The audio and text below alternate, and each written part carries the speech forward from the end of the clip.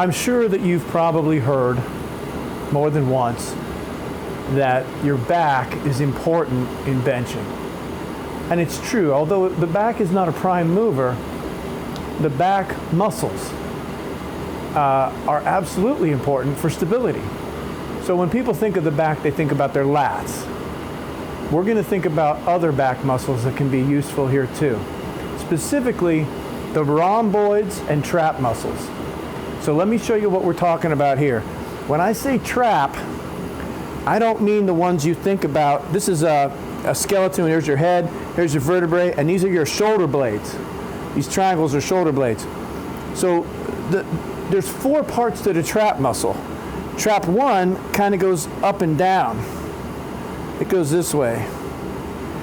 Trap 2 is what we always think about. It goes from the spine and the base of the head, and it goes out to the top of the scapula, and the fibers go this way. And that's what we think about most of the time. You don't think about the trap 1. And what we want to think about today is trap 3. It goes right from the spine to the inside border of the scapula, right in here. And then there's a trap 4 that's down here that actually pulls down. So trap 1 pulls the head towards the spine. When you pull your head back, that's those muscles right behind your neck. Trap 2 pulls your scapula up that way, and that's your regular shrug. Trap 3 is what we're interested in, and it pulls in this direction. It pulls the scapula in towards the center. And trap 4 actually pulls down and stabilizes your scapula. So if I were to draw these in fibers, the beginning of the trap goes this way, and then trap 2 kind of goes this way, and then trap 3 goes this way, and trap 4 fans out this way. And so this is the trapezoidal figure. It's sort of like, if we extended this out, it would look like a trapezoid. So these ones pull down, these ones pull in, and that's what we're concerned with. These ones, do your regular shoulder shrugs, and these ones are responsible for your pulling your head back. Let me show you two in a live version. So let's take a look at that real quick. And then there's a subgroup. There's another group of rhomboid muscles that are also right in here, and they're synonymous in motion with trap 3. So we'll just we'll try to put them together. Come on over here and let me demonstrate this on a live person. Back. So I'm going to show you on Jack's here the actual muscles. So trap 1 goes from the base of your skull. Lift your head up towards me a little bit. Good. Base of your skull down this way, and it's straight back. And they help you turn your head back. And so you can see how that goes. Rest. Trap 2 goes from here down to your scapula, and it's what we normally think of. Do a few shrugs a little bit. So these are put your head back a little bit. That's fine. Good. So these are what we always understand as our traps, and they're at this angle here. What we want to deal with is the muscles trap 3 that pull this way. They're aligned this way, and so when she pinches her shoulder blades together, we see these 2 Coke bottles appear, one here and one here, and that's what we really want. It's all along the top here, so they all blend together. Trap 1 blends into trap 2, blends into trap 3, but they all do different things. And what we were concerned with is developing these 2 Coke bottles right here, Coke cans. Nice. Rest. And then trap 4 continues, and it goes down this way, and it kind of pulls down when you do a lat pull down, and it helps hold you still. If you flex up and down at the same time, if you do a trap but resist yourself, you have to hold down here. We don't have to worry about those. We don't have to worry about trap 1. We're going to use the very top of trap 2, but massively trap 3. And trap 3 and the rhomboids are sort of synonymous. They lay over top of each other. So the reason you'd want to do this now for bench pressing is the first reason it gets you into good benching position, because we bench with an arch. We don't bench down here. We bench from up here in an arch. And so this musculature here is super important. So one thing that it does is it pulls the shoulder blades back and together, and that brings you into good benching position. You have your shoulder blades pulled together and you have your shoulders back behind you, and they're close to the bench and they're down on the bench. You don't want your shoulder to leave up off the bench when you're benching. You want it to stay back and down so it can support the bench press proper. So that's number one. Number two, it gives support in the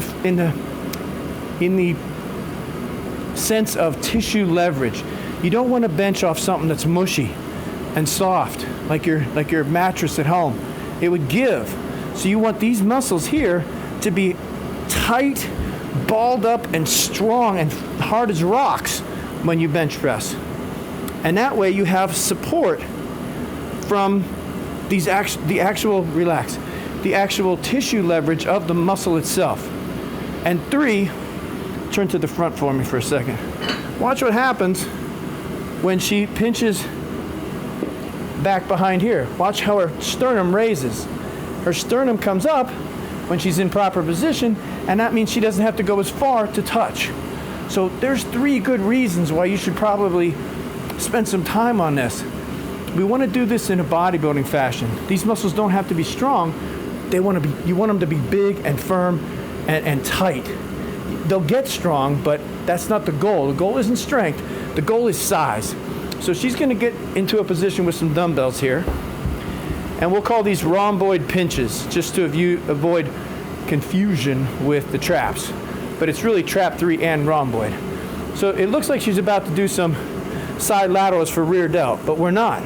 All we're going to do is take these shoulder blades and pull them together. And when she pulls them together, you'll see 2 Coke bottles, 2 Coke cans right here, up here, and then stretch. Good. So stretch them out, and they're soft and flat. Now, ball them up like 2 Coke cans. Bam, bam. Solid and firm. And what she's going to do is pinch my finger. Relax. And the cue for this is, all right, hold a pencil back here. Or pinch a penny back here. Nice, that was a good one. 2 Coke bottles right here. You get a little bit of trap involvement at the top, but not much. Let's show them what happens when we actually involve the traps. Bring them back like you should. And now shrug up like you do a shrug. See, that really doesn't keep these hard and, here you can see the Coke bottles, but they're not hard and firm. These muscles got firm. We want the shoulder blades down and together. Go ahead and squeeze it in. And release. Rest. That's enough. Let you rest for a moment, and we'll try it with some 60s and see if that helps. Sometimes you can't feel it with the light weight. Now remember, we don't care how much weight we can move with this. We care how big we can make these muscles. And if you can make them big, they're going to give you a nice, firm, hard, rock-solid place to push from. And they're going to move your shoulder blades in and down, and they're going to push your chest forward. So 3 excellent reasons to pound away at these bodybuilding style. All right, pinch away. Let's see what happens. Nice. Again, Coke bottles. Good. Pinch together more. I'll help you. Go ahead. Ready? No. Pinch. Good. Pinch. Nice. One more. This is the exercise in general. If you feel it in between your shoulder blades, rest. If you feel it between your shoulder blades, you've done a good job. So if you want to be your best, you have to think about all the exercises that can help you. If you want to be your best at bench press, I should be specific. If you want to be your best at bench press, you can't just bench. You'll be pretty good and you'll be pretty strong, but you won't be your best because you didn't do everything. And this is one of those things included in everything that you should consider at least, and at least build up some mass that you can take with you for the rest of your career. You can build your mass now and keep it with a modicum of work. So try this and build these things up strong and see if you can feel how they help you in supporting you and getting in you a better position. If you want to be your best, you have to at least think about doing this exercise and include it in bodybuilding style. It can be an accessory day. Doesn't take much to recover from. So why wouldn't you do it? I don't know why you wouldn't, but maybe you didn't know about it, and so now you do. So you should probably do it if you want to be your best. I did, and you should too.